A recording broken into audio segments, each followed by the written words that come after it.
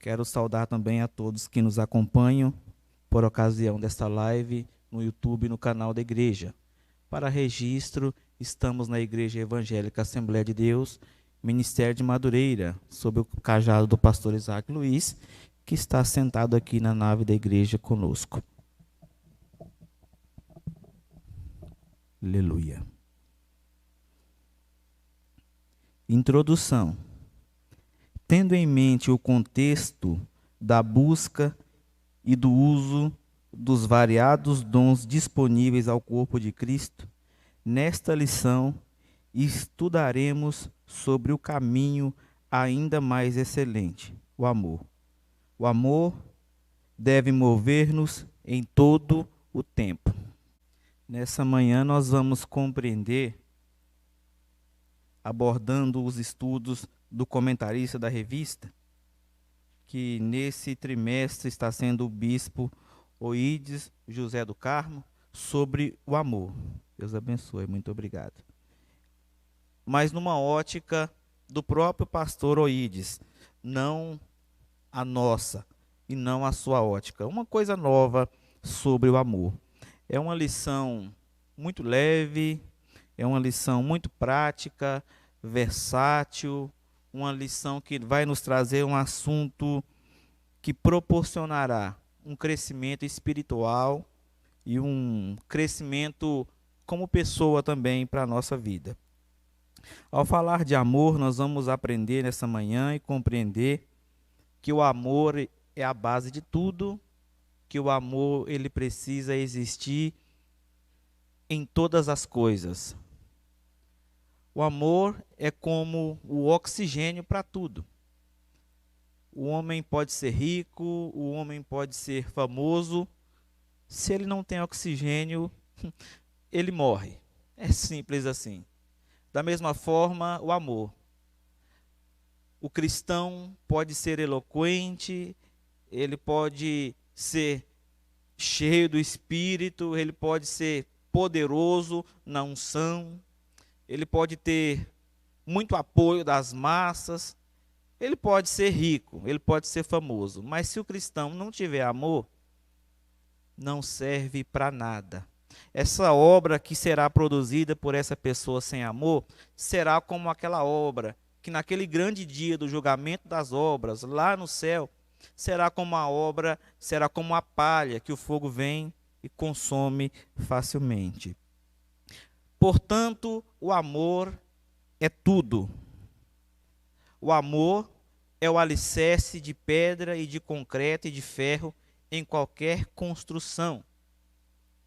O amor é o vento contrário dando sustentação ao avião, que pesam ali várias toneladas, mas ao entrar em atrito com o vento contrário, ganha sustentação. O amor é a sustentação da nossa vida. Tudo é sustentado pelo amor. Um casamento é sustentado pelo amor. Um pai, ele sustenta a sua função como pai através do amor. Um obreiro na casa de Deus, ele só faz a obra com excelência quando ele está a sustentando também através do amor. Nós, como alunos aqui nesta manhã, e se eu falar noite, é noite em algum lugar, os irmãos me perdoem, mas nessa manhã nós vamos aprender um pouco mais sobre o amor. Em alguns momentos vai parecer que o cinto vai estar arrochando, né? Vai parecer um culto de doutrina, mas se dá glória a Deus e aleluia, que o Espírito Santo vai nos dar a graça. Tópico 1 diz assim: o dom supremo de Deus é o amor. Nenhum dom tem valor, a menos que esteja imerso no amor. Digo isso porque o amor sustenta, ampara e faz repousar. O amor é a inspiração de tudo. Afigura-se por entre as páginas da Bíblia que, sem o exercício do amor, mesmo o maior dos demais dons nada seria. Há que se considerar que o amor nos traz paz e felicidade e nos torna parecidos com Jesus. A par dessas evidências, a vida cristã deve ser uma vida repleta de amor. O comentarista ele nos diz o seguinte, irmãos, aqui já na introdução. Sem amor, o maior dos dons nada seria. O dom da profecia. Talvez seja aí o maior dos dons. Pode ser profeta, pode ser cheio do poder de Deus, mas segundo o que estamos aprendendo aqui nessa manhã, sem amor seria como uma lata velha. Seria como um cristal quebrado, sem valor nenhum. E o comentarista diz mais: o amor é a inspiração de tudo. O grande poeta e escritor Shakespeare só ficou famoso, só alcançou ser o que ele representa para a cultura e para a literatura hoje, porque ele se baseou no amor, né? Eram escritos sempre baseados nisso, em amor. O pintor da Mona Lisa, Van Gogh e tantos outros só são reconhecidos culturalmente hoje porque basearam sua obra em amor.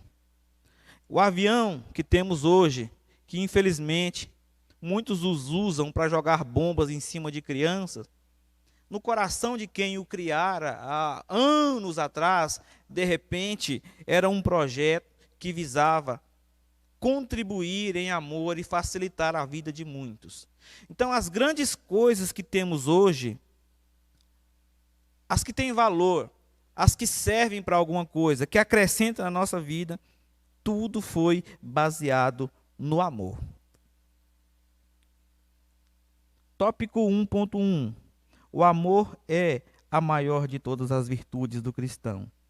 O amor não consta expresso na relação de dons escrita por Paulo à igreja de Corinto, 1 Coríntios 12.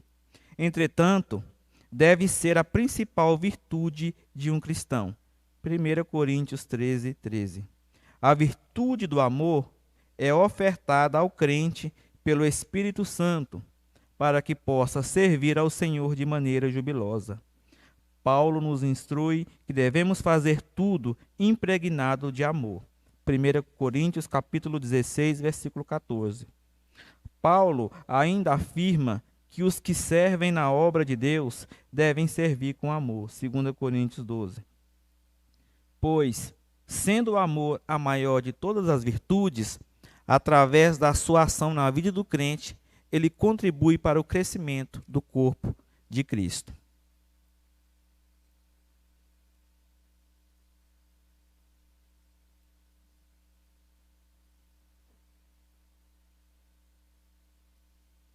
Aqui no tópico 1.1, nós temos algumas afirmações do comentarista. Ele cita 1 Coríntios, capítulo 16, versículo 14. O comentarista diz assim: Paulo nos instrui que devemos fazer tudo impregnado de amor. E em seguida, ele nos dá 1 Coríntios, capítulo 16, versículo 14. Peço aos irmãos que abram as vossas Bíblias, nós vamos ler aí este versículo. E depois podem continuar com a Bíblia aberta, que iremos ler mais outras referências bíblicas, assim que elas forem sendo nos dadas aqui pelo comentarista da revista. 1 Coríntios, capítulo 16, versículo 14.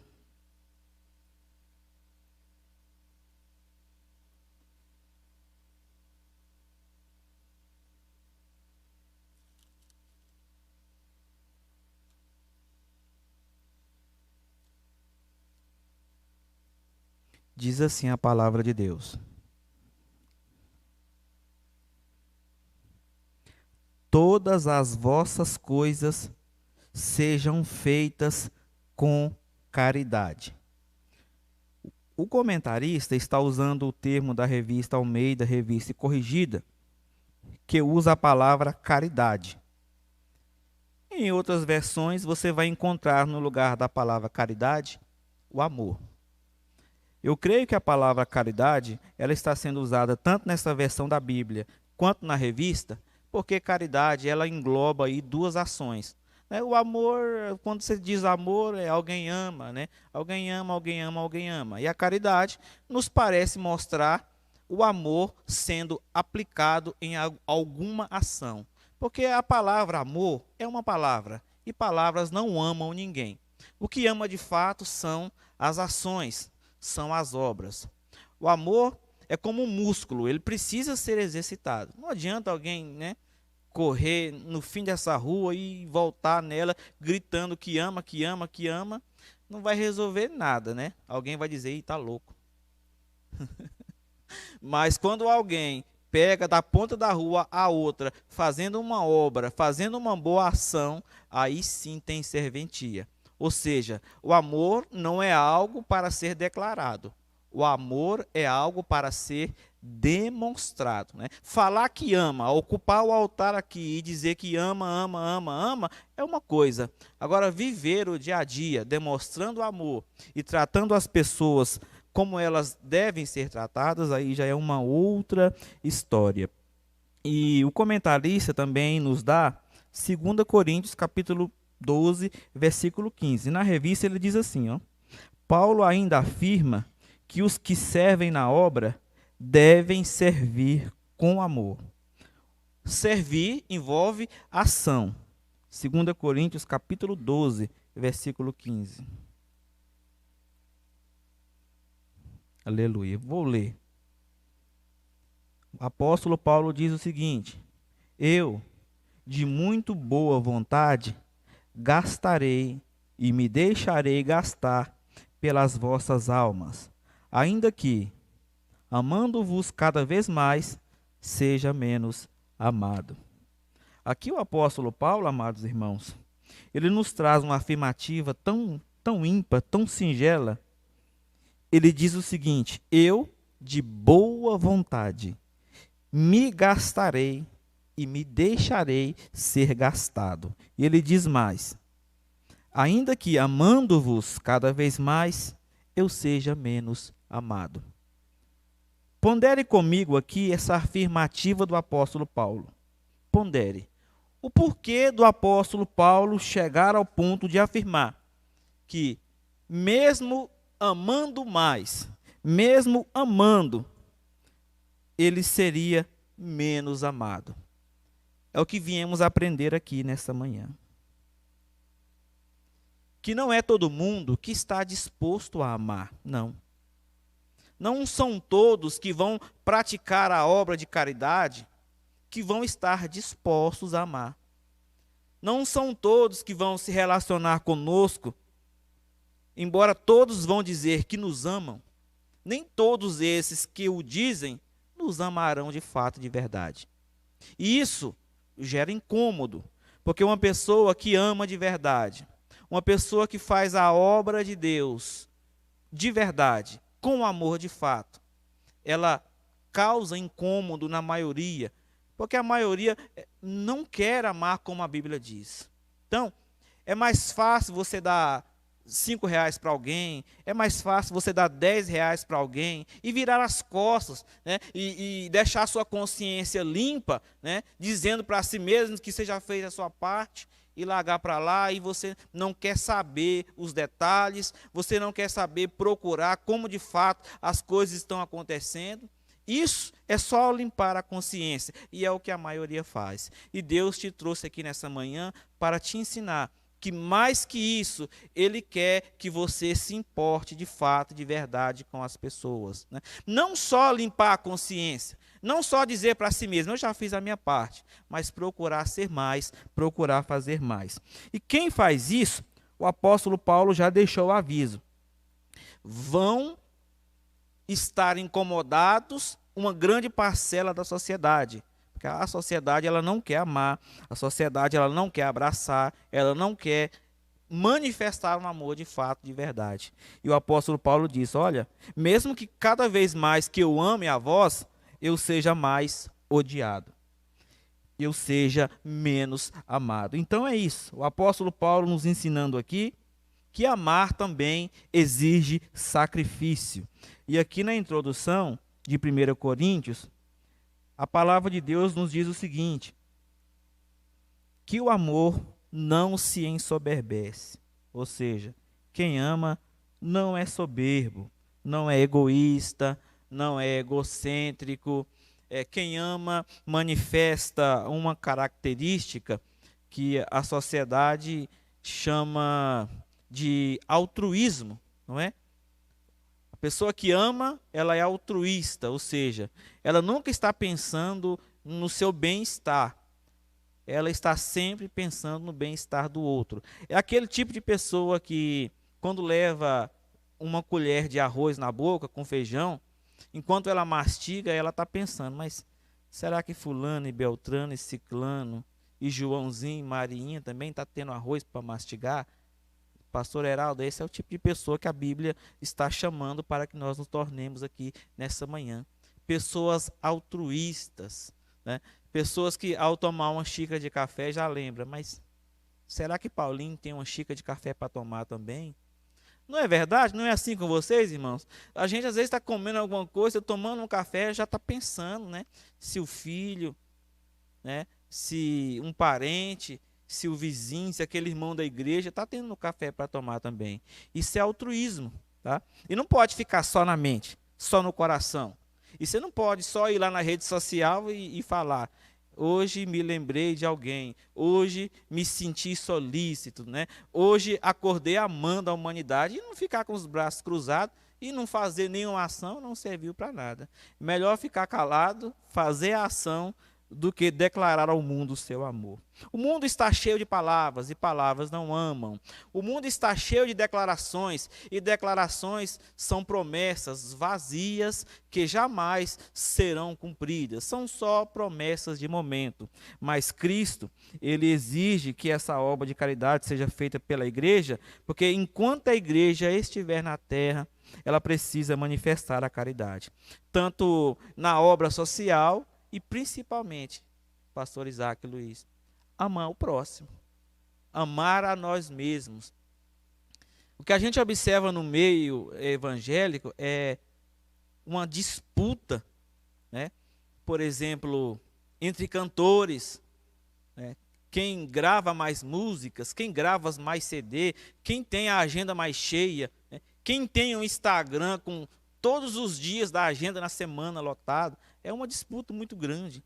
Os irmãos vê que na época da festividade da igreja aqui, da orquestra, os maestros que vêm aqui, eles choram.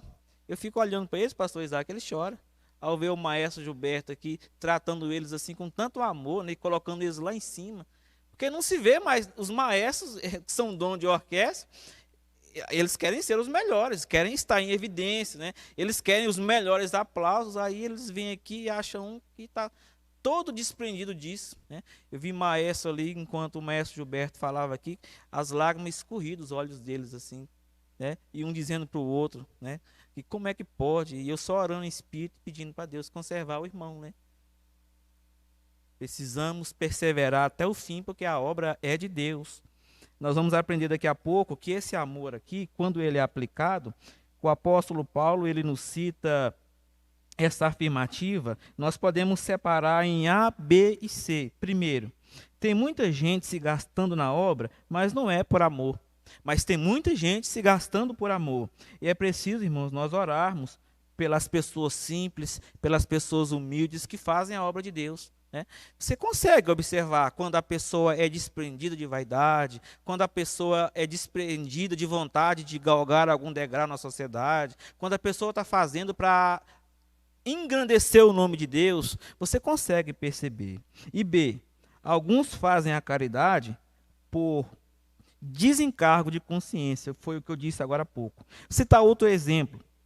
Filantropia empresarial. É um termo muito conhecido aí no mundo profissional. Filantropia empresarial. As empresas o fazem para que na agenda dela seja cumprido um dos pré-requisitos para o sucesso de uma grande multinacional, né? Elas se envolvem em ações sociais, né? Mandam quantidades de dinheiro para determinada obra, né? E a única coisa que elas querem é que a instituição de caridade lá, ao receber o dinheiro, coloque em seu Instagram, coloque em seu jornal, da onde que o dinheiro veio, né? Da onde que essa ajuda veio, elas só pedem isso. Ninguém vai lá saber se o dinheiro está sendo aplicado, né? Ninguém da empresa vai lá manifestar amor, passar lá um dia, 2 dias, uma semana. São projetos filantrópicos para inglês ver, só para cumprir ali uma agenda determinada que a sociedade pede. É igual da mesma forma a tal da agenda ecológica, né? Onde determinada empresa planta X números de árvores, planta fazem X números de reflorestamento, para única e exclusivamente poder usar isso como marketing e dizer para o mundo que é uma empresa sustentável, que é uma empresa que pratica responsabilidade social, plantando algumas árvores aqui e acolá, enquanto em contrapartida estão derramando seus navios petroleiros em alto mar, destruindo o habitat natural de peixes, destruindo corais, colocando em extinção os animais que ali habitam. Deus não quer que sejamos assim, pessoas que usam da caridade, conforme aqui o apóstolo Paulo está nos ensinando, somente para a autopromoção. Não. Quando a caridade é praticada, ela precisa estar enquadrada no livro de Efésios, capítulo 4, versículo 16. Ela tem que ser aplicada para o crescimento do corpo de Cristo. Ainda no tópico 1.1, veja na revista o que o comentarista está nos ensinando, que a caridade precisa contribuir para o crescimento do corpo de Cristo. Ô Fernandinho, eu conheço pessoa que não está fazendo assim não. Fez a caridade, ajudou e não contribuiu para o crescimento da obra, alguma coisa tem que estar acontecendo de errado nisso aí. Porque lá no livro de Atos, capítulo 2, versículo de número 47, a Bíblia diz assim: e todos os dias acrescentava o Senhor à igreja os que iam de haver ser salvos. Ou seja, a igreja primitiva era focada em duas coisas: cuidar dos órfãos e cuidar das viúvas nas suas necessidades. Era só esses dois requisitos que a igreja praticava: órfãos e viúvas. E a própria palavra diz que essa é a verdadeira religião. Então, com esses dois requisitos da igreja primitiva, o versículo 47 diz que todos os dias pessoas iam sendo acrescentadas ao corpo de Cristo. Todos os dias pessoas aceitavam a Cristo e o corpo ia crescendo. Aí, se tem alguém fazendo alguma coisa e não ganha a alma, não traz as pessoas para a igreja, não apresenta as pessoas ao altar, ao pastor da igreja, eu não concordo com esse tipo de atitude, porque o tal, primeiramente, ele não está promovendo o crescimento do corpo de Cristo, como, na verdade, ele está se autopromovendo. E nós sabemos que a especialidade principal do anticristo é tirar Cristo do centro da Bíblia e colocar qualquer outra coisa que atrai adoração para ele. Então, quando um homem está tirando o foco da caridade, da obra social, tirando o foco de Cristo e da igreja e concentrando nele mesmo, das duas, uma. Ele quer se candidatar a vereador, ou é o próprio espírito do anticristo operando na vida dele para que ele venha roubar a glória de Deus. E Deus, nós sabemos, a glória dele ele não dá a ninguém. A honra ele distribui. A honra ele reparte comigo, ele reparte com as irmãs e com os irmãos. Mas a glória tem que ser somente para ele. Então, meus irmãos e irmãs, nós aprendemos aqui no versículo 4 e 16 que precisa existir o acrescentar da membresia da igreja através da obra de caridade. Ainda em Efésios capítulo 4, versículo 16, eu quero ler aqui, eu separei esse versículo aqui, que o próprio comentarista dá, eu separei esse versículo em duas partes. Eu quero aqui discutir com os irmãos. Efésios capítulo 4, versículo 16. É um assunto muito leve, eu quero me ater aqui nas partes onde referências bíblicas são nos dadas, e logo após eu vou deslanchar um pouco mais. Primeira parte do versículo 16, ainda no tópico 1.1, do qual todo o corpo bem ajustado e ligado pelo auxílio de todas as juntas, do qual todo o corpo bem ajustado e ligado pelo auxílio de todas as juntas. Aqui no tópico 1.1, através da referência que o comentarista nos dá, nós chegamos ao livro de Efésios. No versículo 16, a primeira parte do versículo nos diz isso. Todo o corpo bem ajustado e ligado pelo auxílio de todas as juntas. Veja, irmãos, o que o versículo diz. Todo o corpo, todas as juntas. O que aprendemos aqui com isso? Aprendemos que a obra de Deus não é feita apenas por uma pessoa só. Em outras palavras, ninguém faz a obra de Deus sozinho. É o que o versículo está nos ensinando. Em outras palavras, o versículo diz: ninguém faz a obra de Deus sozinho. Mas tem alguém sozinho, tem alguém fazendo na igreja A, na igreja B, na igreja C. Está fazendo qualquer outro tipo de obra filantrópica.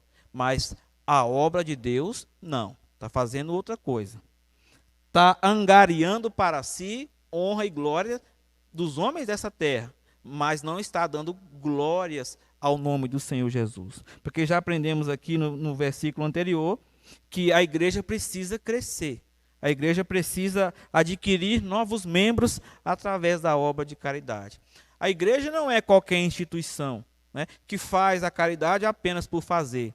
A caridade da igreja, ela é voltada para os domésticos da fé. E para aqueles que não são, para que eles venham a ser. A igreja, quando ela é uma igreja humilde, livre de corrupção, como a nossa é, nós não temos dinheiro dando em árvore.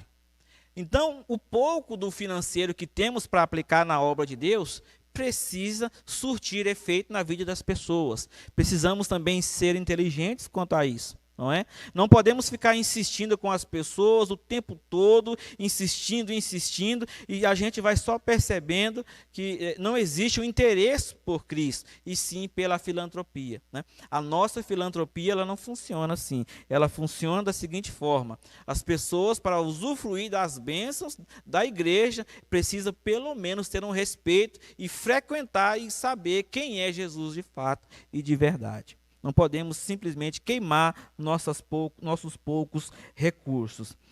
Parte 2 do versículo diz assim: segundo a justa operação de cada parte, faz o aumento do corpo, para a sua edificação em amor. É o que eu disse agora há pouco.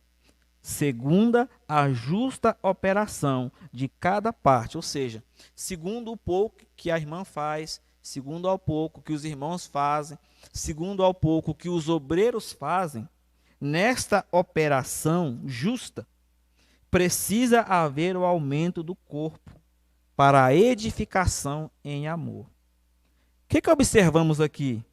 Quando o versículo diz a justa operação da caridade, gera o aumento do corpo, ou seja, tem que acontecer a salvação de almas. É o que já ouvimos aqui nessa manhã. Cada pessoa, fazendo um pouquinho, está contribuindo para o bom andamento da obra de Deus. Tá? Precisa haver o acontecer do bom andamento da obra. A obra precisa aumentar, os números de almas que estão sendo salvas, que vão morar no céu, precisam crescer. Porque o foco da igreja é a salvação de almas. Tópico 1.2. O amor é o caminho a ser seguido. Após discorrer seus ensinamentos sobre a atuação e o propósito dos dons espirituais no corpo de Cristo, 1 Coríntios 12, e antes de instruir quanto ao uso dos mesmos e alertar quanto aos abusos, 1 Coríntios 14, Paulo assegura aos crentes daquela cidade que lhes indicaria um caminho mais excelente. Assim, ele inicia o capítulo 13 do mesmo livro, mostrando que este caminho mais excelente é o caminho do amor. Por tudo que dissemos sobre o amor, devemos ter o entendimento de que amar deve ser expressão de obediência ao mandamento do nosso Senhor Jesus Cristo. João capítulo 15, versículo 12. Aqui no tópico 1.2, o apóstolo Paulo, o comentarista nos mostra que essa carta de Coríntios foi endereçada para uma cidade, a cidade de Corinto.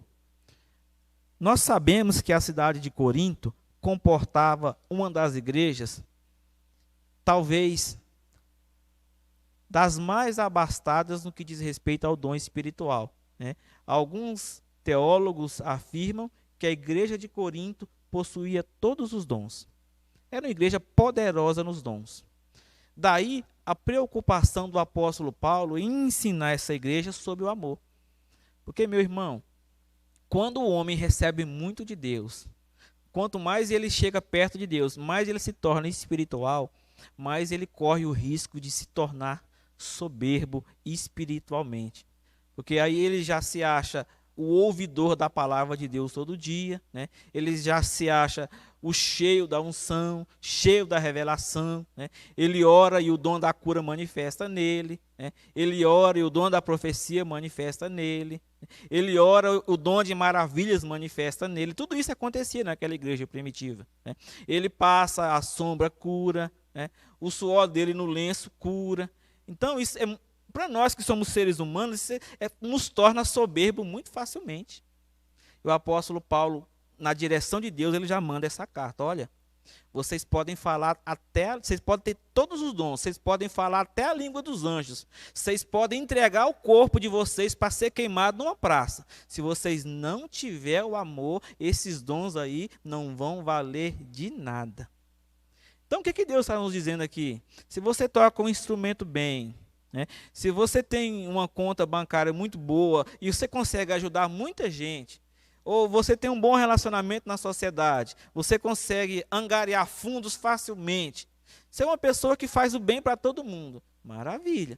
Só que se não for por amor, o apóstolo Paulo está nos ensinando que não vai adiantar nada para você. Você vai encher a barriga de muita gente, você vai ganhar muitos tapinhas nas costas, mas no dia do arrebatamento, não vai servir para nada. Então o apóstolo Paulo está nos ensinando. De todos os dons, o maior é o amor. E ponto final. Ele diz assim ainda mais, o comentarista. Por tudo que dissemos sobre o amor, devemos ter o entendimento de que amar deve ser a expressão de obediência a um mandamento. João capítulo 15, versículo 12. Eu sei que você conhece essa passagem de cós salteado, mas vamos lá ler. João capítulo 15, versículo 12, aliás. Até aqui, o amor foi mostrado como uma opção. Mas agora, faltando 40 segundos para 9, nós vamos subir o nível da cobrança um pouco mais. E dizer pela Bíblia Sagrada que você não tem somente dever, mas que você também tem obrigação de amar o próximo. João 15, 12.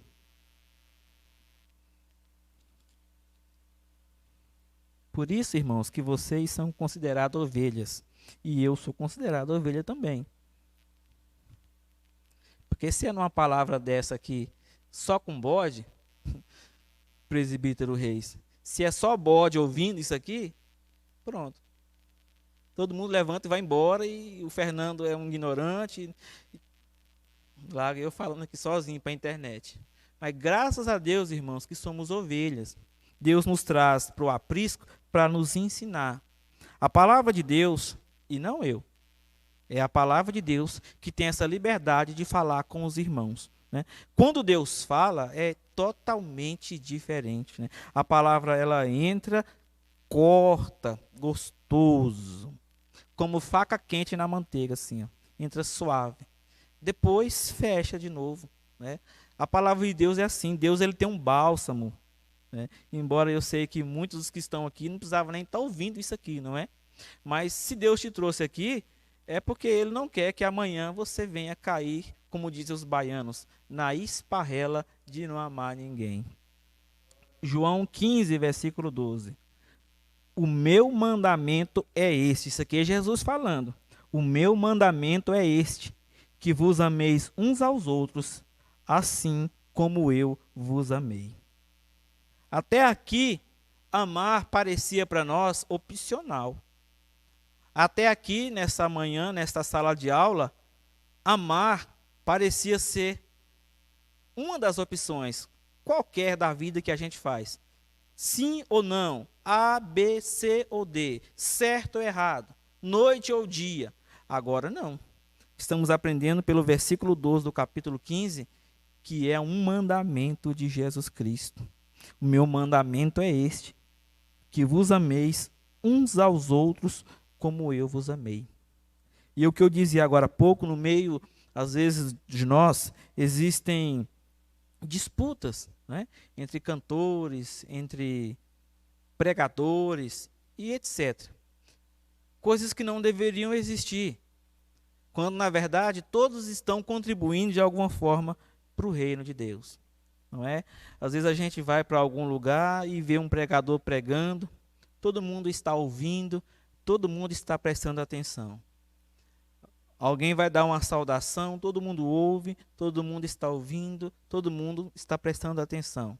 Mas aí troca esse alguém, agora é outra pessoa, aí pronto. O pregador está pregando, as pessoas estão andando para lá e para cá dentro da igreja. Naquela falta de reverência, outra pessoa vem dar uma saudação, pronto. Aí começam os cochichos dentro da igreja, todo mundo disperso. Às vezes falta em nós a capacidade de entender que, embora mudou a pessoa que está falando no microfone a palavra de Deus não mudou, ela é a mesma. Tá? Às vezes a pessoa tem erros, tem defeitos, etc. Mas a Bíblia não tem erros. Ela aponta erros de outros, mentiras de outros, adultérios de outros, assassinatos de outros, enganos de outros. Mas a Bíblia mesma, ela não mente, ela não falha. A Bíblia não falha. Não estou dizendo aqui que os irmãos estão uma classe bagunçada, não é isso. O bom de se falar para aluno de escola dominical, que são prontos em tudo, pronto para ouvir, pronto para aprender, prontos para ensinar também, consequentemente, né? Para assumir esse lugar aqui e ensinar no meu lugar qualquer dia. Porque participam, sabem se comportar, sabem se portar. Mas, infelizmente, não é assim com todos. E o apóstolo Paulo diz, citando João capítulo 15, versículo 12, em outras palavras, João está dizendo, o meu mandamento é este, Jesus afirmando, que vos ameis uns aos outros, assim como eu vos amei. Amar uns aos outros. Irmãos, amar uns aos outros vai além de palavras, vai além de ações, alcança também comportamento, tá? O seu comportamento em relação à minha pessoa me diz muito a seu respeito, né? O meu comportamento em relação à sua pessoa diz muito para você quem eu sou e vice-versa. Começa de um simples gesto, a paz do Senhor Jesus pegado na mão, olhando para a esquerda. Quantas vezes os irmãos, alguns me cumprimenta com a paz do Senhor, eu vou olhar no rosto dele, quando eu olho no rosto dele, eu vejo a orelha dele. Presbítero Reis, a paz do Senhor, e eu olho para o camarada, eu estou vendo a orelha dele. Algumas orelhas cheias de cabelo, tirar o cabelo das orelhas, irmão. Não olha no olho de Fernandinho. Eu fico esperando um segundinho, vocês podem ver quando eu pego na mão dos irmãos, eu ainda espero um segundinho assim, para ver se olha no meu olho. Às vezes não é maldade, é só mesmo costume. Mas os irmãos que estão aqui, a partir de hoje, pensa no que eu estou falando. Quando alguém te cumprimentar com a paz do Senhor, espera, antes de você soltar a mão, espera ter um primeiro contato com o olho. Os olhos são a janela da alma. Tá? Se a sua alma estiver infestada de coisa ruim a meu respeito, você não olha no meu olho, não. Já reparou quando tem alguém falando do outro, que a pessoa chega, baixa a cabeça, sai de fininho. Não contempla o olhar, irmãos, não tem como. Então, são atitudes que demonstram amor também. É claro que tem psicopata. Tem gente treinada para enganar, que vai olhar dentro do seu olho, desejando o seu mal. Mas o Espírito Santo está te guardando, viu? Fica tranquilo. Glorificado seja o nome de Jesus. Tópico 1.3. O amor é sofredor. Esta é a primeira característica da natureza do amor. Segundo o dicionário de Strong, a expressão sofredor de 1 Coríntios capítulo 13, no grego, significa tardio em irar-se, ter tolerância e paciência. O amor tem uma grande capacidade para suportar. Um ponto importante a destacar é que, ainda segundo Strong, a palavra grega aqui utiliza, abre aspas, descreve a paciência com as pessoas. Assim, Paulo procura mostrar que o amor faz com que uma pessoa suporte as ofensas e as palavras investidas grosseiramente por outra pessoa, sem amargura ou desejo de vingança. Ou seja, reflete a paciência do próprio Deus para com os pecadores. As descrições acima atestam a relevância do amor nos relacionamentos entre os membros do corpo de Cristo. Aqui estamos falando de membros do corpo de Cristo. Tem alguém que diz que a profissão de pastor, embora eu não considere ser uma profissão e sim um chamado, seja uma das mais cruéis e mais ingratas. Porque o pastor ele não pode contar nada para ninguém. Os problemas dele é com ele, né? O que ele ouve de luta, né? As reclamações da membresia no escritório. Eu estou dizendo isso aqui não por experiência, mas eu estou dizendo que o que me ensinaram, o que eu ouço, né, sendo ensinado nas reuniões de obreiro e aqui. Pastor não tem direito de contar os seus problemas para ninguém. É ele e Deus. É muito ingrato. É horrível. Mas o pastor tem uma unção, os pastores têm uma unção que nós, evangelistas, presbíteros, diáconos, diaconisas, ainda não temos. Que é essa unção aqui que residia na vida de Jesus. No que diz respeito ao amor, no que Strong está ensinando. Na capacidade de suportar palavras grosseiras e impropérios de outras pessoas. Aí você me diz, Fernando, mas isso aí, então eu posso ser pastor, porque eu escuto isso aí tudo calado, mas eu vou terminar de ler. Sem amargura e sem desejo de vingança. Aí é que está a chave. Suportar calado, você consegue suportar calado. Mas suportar sem sentir amargura no coração e sem sentir desejo de vingança, aí é outra coisa. Aí é de uma unção totalmente diferente que só vem com o tempo e na vida daqueles que Deus chama. Então quer dizer, Fernando, que se não é pastor, então vai tudo para o inferno, porque está todo mundo desejando o mal para o próximo? Não, não é assim. Deus ele tem as formas de cobrar de cada um de nós aquilo que ele requer, aquilo que ele espera. Dentro aí da sua camada, dentro aí, né, como dizem, do seu patamar, dentro aí da sua realidade. Suportar é muito fácil, ficar calado é muito fácil. Agora, não sentir o desejo de vingança e amargura, aí é outra coisa. Veja bem, Jesus estava em oração lá no Getsêmani. Os evangelhos Mateus, Marcos e Lucas divergem em alguma coisa. O doutor Lucas, como era o único que tinha conhecimento clínico, é o único que vai dizer que os discípulos estavam dormindo por uma dor.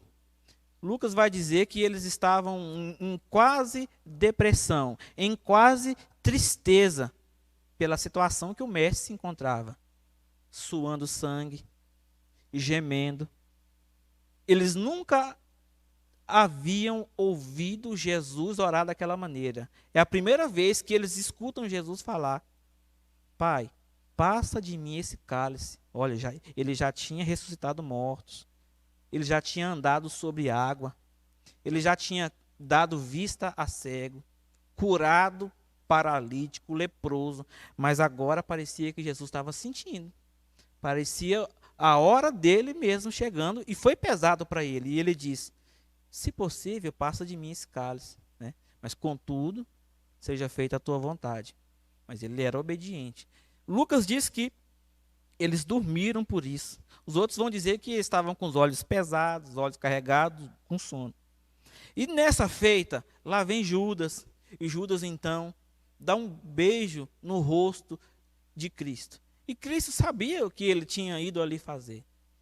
Olha só a capacidade de suportar de Cristo, sem sentir amargura, sem sentir desejo de vingança.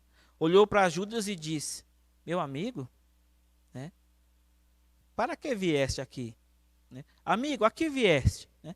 Amigo, você veio fazer o que aqui? A chave aqui não é a pergunta de Jesus, no que diz respeito ao que Judas tinha ido ali fazer. Mas a chave aqui dessa passagem é que Jesus estava chamando ele de amigo.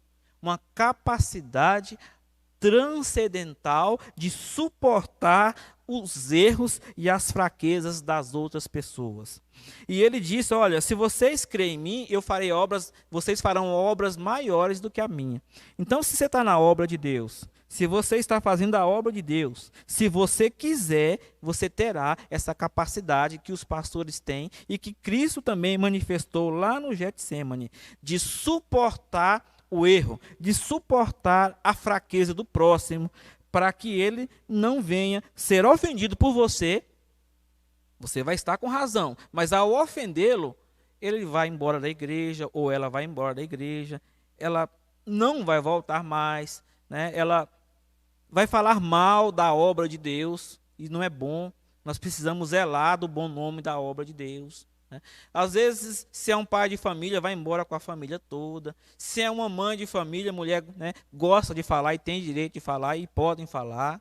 Elas vão fazer uma propaganda boca a boca muito negativa da obra de Deus. Vão denegrir o nome de Jesus por causa dos nossos erros. Então, Cristo trouxe nós aqui nessa manhã para nos ensinar que quem se propõe a fazer a obra precisa saber que o amor, conforme o tópico 1.1 está afirmando, o amor é sofredor. Tá? O amor é sofredor. O amor, ele não bate. Não. O amor não bate. No que diz respeito a pessoas, não. O amor não bate, não. Claro que o pai que ama açoita a criança. Né? A vara, lá o livro de Provérbios diz que nós não podemos reter a vara. Né? Estão dizendo que a Bíblia precisa ser revisitada. Que conceitos bíblicos precisam ser recompreendidos. Mas não é verdade, não. Tá? Menino mal criado, que começa a crescer na malandragem, que não sabe que coisas erradas que eles praticam não tem punição, vai se tornar um mau elemento na sociedade. O ser humano precisa saber desde cedo que atitudes erradas têm suas consequências e que essas consequências causam dores. Isso é fato, isso é verdade. Tópico 1.3, para concluir. As descrições acima atestam a relevância do amor nos relacionamentos entre os membros do corpo de Cristo. Tem uma passagem na Bíblia que me fugiu a passagem agora aqui, a referência. Mas lá está dizendo assim, ó, o amor cobre uma multidão de pecados. Ou seja, o amor cobre uma multidão de defeito, de erro, de atitude mal pensada, de palavras mal faladas. Tudo isso aqui é aplicado dentro da igreja. Tá? Não é lá fora, não. É aplicado na minha e na sua vida. O comentarista diz que é entre o relacionamento dos membros do corpo de Cristo. O cérebro, nós estamos falando de corpo. O cérebro dá uma ordem lá para o corpo. E o corpo sente vontade de comer um copo de miojo, cup noodles, frango em pó. Não sustenta, vai causar. Tem alguém simulando a ânsia ali, ó. Irmã Kelly. Vai causar uma azia, daqui 10 minutos você está com fome de novo, retenção de líquido, meu Deus. Se você viver só de miojo, é uma anemia que está chegando logo ali na esquina, na sua vida. Mas o cérebro precisa perdoar o estômago. Né? Essa vontade que veio, irmão Fernando Costa, o cérebro precisa perdoar o estômago. Já pensou se o cérebro fala, eu vou te desligar, estômago, você não presta mais para mim. Olha aí, você só quer comer miojo, te desliga agora. Falência múltipla dos órgãos, é óbito. O cérebro vai ser o último que vai morrer, mas ele vai morrer. Não é verdade? Ele vai morrer. Vai parando, para o estômago, para o rins, para a fígado, para tudo. Meu Deus do céu. Aí o cérebro todo bambambam não quis perdoar o estômago, morreu abraçado, porque faz parte de um corpo só. Aqui o comentarista está dizendo que vocês precisam me tolerar na minha gagueira, na hora de falar, né? Me tolerar na minha lentidão. E eu tenho que tolerar os irmãos quando os irmãos não têm paciência comigo por falar devagar demais. É só detalhes, né? Alguém falou que o irmão Zezinho é um cabra rude e ignorante. Aí todo mundo, só uma pessoa falou. Todo mundo sabe que o Zezinho é um cabra educado, polido, trata bem os filhos, os netos e a família. Já pensou se o Zezinho, todo mundo sabe que Zezinho é do bem, aí Zezinho apela e vai lá pegar no pescoço só do Joãozinho que falou dele, só de um. No que ele está apertando o pescoço do Joãozinho, ele está apertando o seu próprio pescoço, porque as pessoas que sempre tinham uma boa imagem dele vão começar a dizer, mas eu sempre achei que ele era uma pessoa diferente. Você vai estar dando, é ruim de escutar um trem desse, irmão, mas se a pessoa fala mal de você, e você vai lá e age como ela diz que você é, e se você não for, você está dando razão para ela. É duro um trem desse, é cruel de aguentar, mas tem que tolerar. Não é verdade? Os pezinhos sentem vontade de andar descalço. Ah, eu quero andar descalço na terra, sentir a terra, a areia entrar no meio dos meus dedinhos.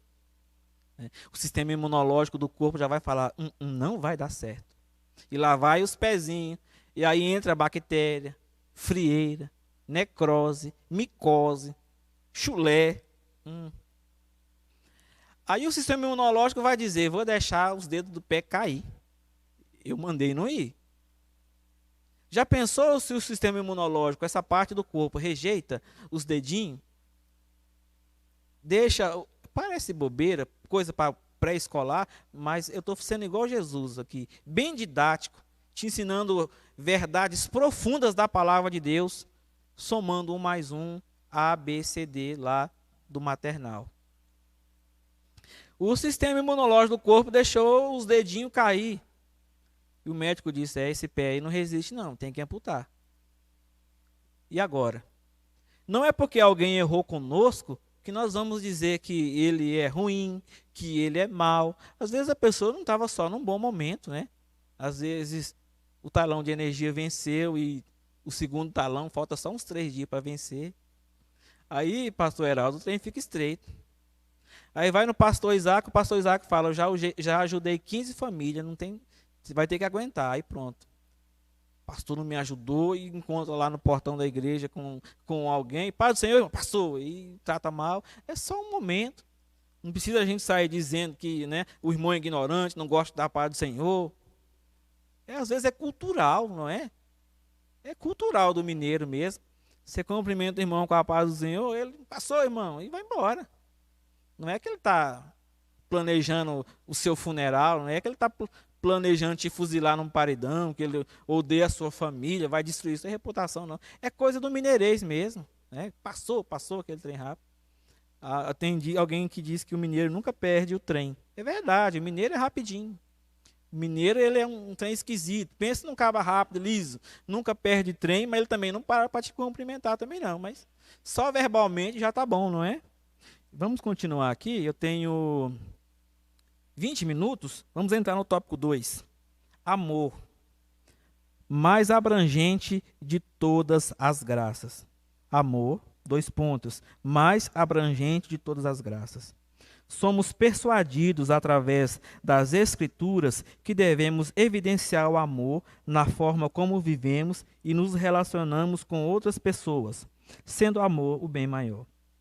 A Bíblia Sagrada nos assegura que o discípulo de Cristo precisa ter consciência da relevância em todas as ações, da relevância do amor em sua vida e influenciando em todas as ações. O apóstolo Paulo escreveu que se assim não for, abre aspas, nada seria, fecha aspas, e abre aspas de novo, nada disso me aproveitaria, fecha aspas. 1 Coríntios 13. Precisamos estar revestidos de amor. O comentarista fala que o amor é importante em todas as decisões, ele é relevante em tudo. Coisa simples é entender que se o amor estivesse presente no coração dos políticos do mundo, nós não teríamos nenhuma guerra acontecendo no nosso globo hoje. Tá? Se fulano, ciclano e beltrano tivesse tomado a decisão com amor, não teríamos guerras acontecendo hoje. Olha só para os irmãos ver o tanto que o amor é importante. Ele precisa estar em todas as decisões, não é? Não teríamos o desemprego que teríamos hoje, não teríamos uma população carcerária que temos hoje, né? Não teria fome e miséria que temos hoje, se todas as decisões fossem pautadas no amor. Tópico 2.2. O amor é edificante. O amor nos edifica e nos faz crescer. Quando somos edificados espiritualmente, crescemos em amor. Sendo assim, como parte da obra do Espírito Santo em nós, devemos erguer nossa vida cristã através do amor. Não podemos esquecer que o amor é o manancial de todas as coisas e a base que sustenta e edifica o corpo de Cristo. Paulo expôs a Timóteo que a igreja se edifica pelo amor. 1 Timóteo 1,5. Se quisermos contribuir para a edificação da obra de Deus, devemos amar os nossos irmãos, pois a igreja vai se edificando em amor. Olha aqui, meus irmãos, o grande segredo daquele jovem pastor Timóteo, que foi mandado para a cidade de Éfeso, pelo apóstolo Paulo, para pastorear, ainda jovem, pastorear uma igreja em uma cidade que só dava valor aos anciões. Só os mais velhos é que tinham autoridade na palavra, que eram bem recebidos. Foi enviado esse jovem para lá e era para ele ter fracassado. Mas ele obteve sucesso. E por quê? Olha o que o comentarista diz, que o apóstolo Paulo ensinou para Timóteo que uma boa igreja é edificada em amor. Então podemos dizer que Timóteo era amoroso, obediente a Paulo, ele conseguiu um dos maiores, né, por que não dizer um dos mais vultuosos sucessos ministerial que a Bíblia mostra. E é lindo a gente entender isso aqui, porque ele conseguiu só através do amor, amando todo mundo, tratando todo mundo igual, né, sendo paciente, sendo sofredor, porque Timóteo também sofria. Você acha que os anciãos da igreja não falavam, não é porque não está na Bíblia, mas no dia a dia os anciões poderiam arrazoar entre si. Está errada a doutrina desse jovem pastor. Jovem não tem experiência, jovem não tem sabedoria, jovem não é vivido, né? Jovem é afoito, né? Jovem às vezes é prepotente, jovem isso, jovem aquilo. Poderiam arrazoar os mais velhos entre si a respeito daquele jovem pastor. E ele não ficou nervoso, não foi lá brigar com os anciões, não. Ele, o que ele fazia? Que a gente aprendeu no tópico 1.3, ele sofria tudo isso. Ele sofria tudo isso, porque ele estava aplicando amor, ele tinha o amor, e o tutor dele, o apóstolo Paulo, disse, olha, você edifica a igreja no amor. Alguns líderes, temos tempo, alguns líderes no mundo construíram seus grandes impérios através do medo, através da opressão e através da perseguição. Esses líderes envelheceram, morreram, e junto com eles a sua causa também morreu. Mas quando olhamos para Jesus, que construiu os seus seguidores através do amor, que construiu a sua obra, o seu reino na terra através do amor, percebemos, sabemos e glorificamos a Deus por isso, que mesmo após a morte de Jesus, ao contrário da obra que outros praticavam sem amor, a obra de Cristo cresceu muito mais, por causa do amor. Então o amor, meu irmão, o amor é uma semente independente, né? As sementes que temos hoje precisam de adubo, precisa de água, precisa de cuidado. O amor é uma semente autossuficiente. O amor é uma semente poderosa, sublime, autossuficiente, que faz crescer vida em qualquer lugar. Aonde o amor chega, não precisa de mais nada. Ele preenche tudo. O amor preenche tudo. Daqui a pouco o dinheiro que era pouco começa a aparecer.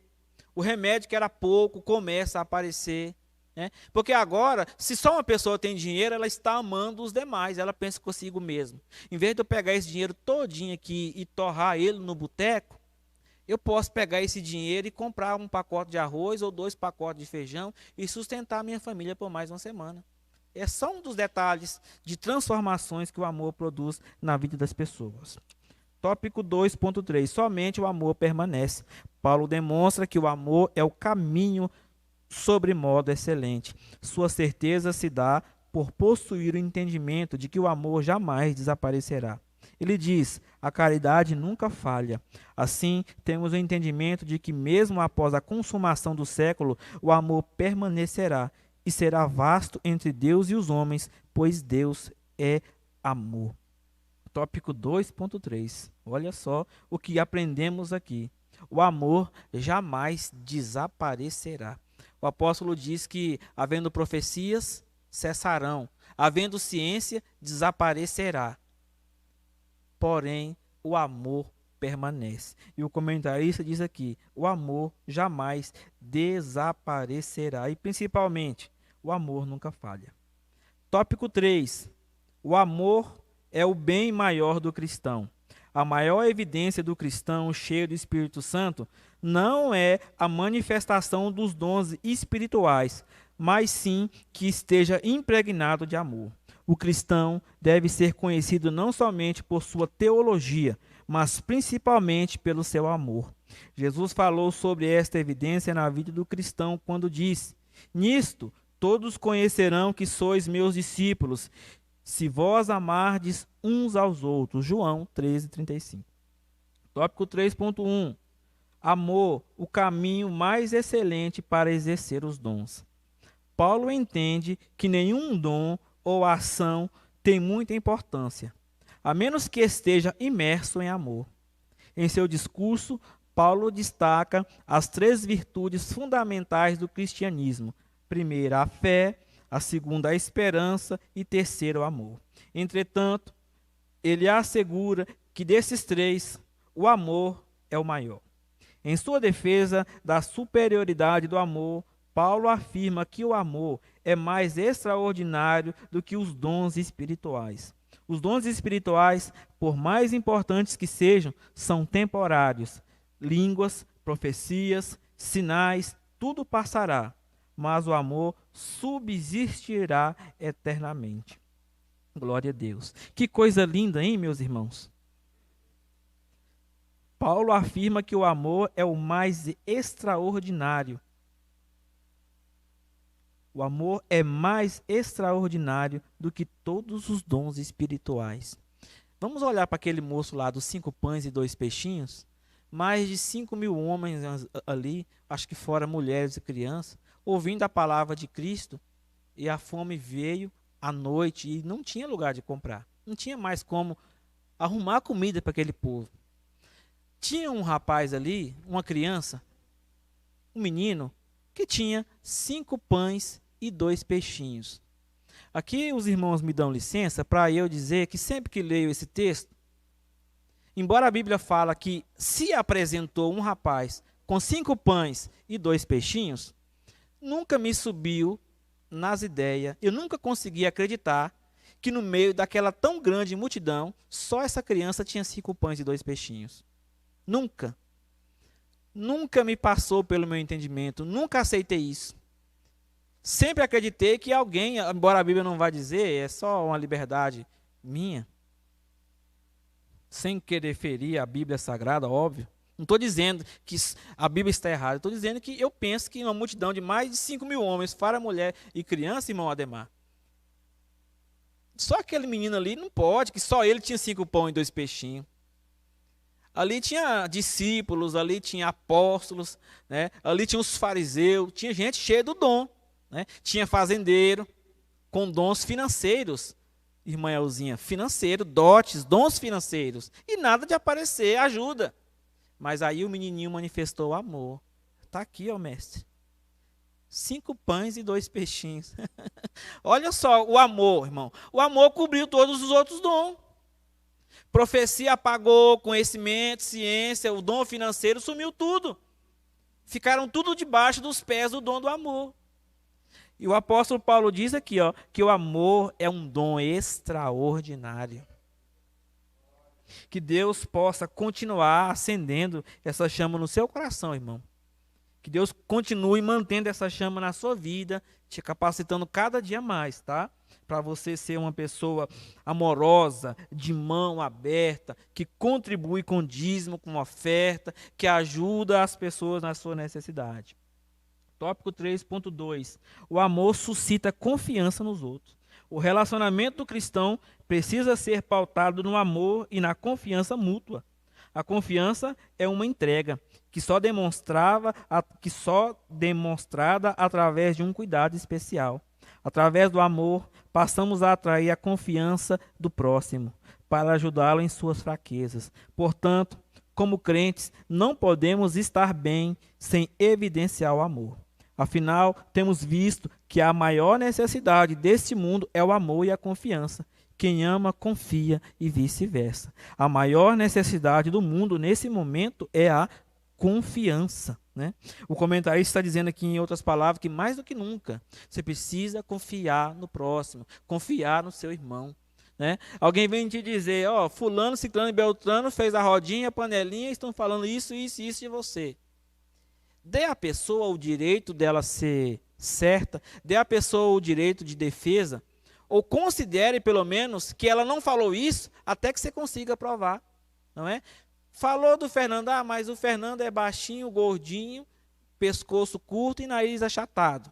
E agora carequinho usando óculos. Antes de você me ver, considere que eu sou alto, 1,90 m, cabelos compridos, olhos azuis e magrinho.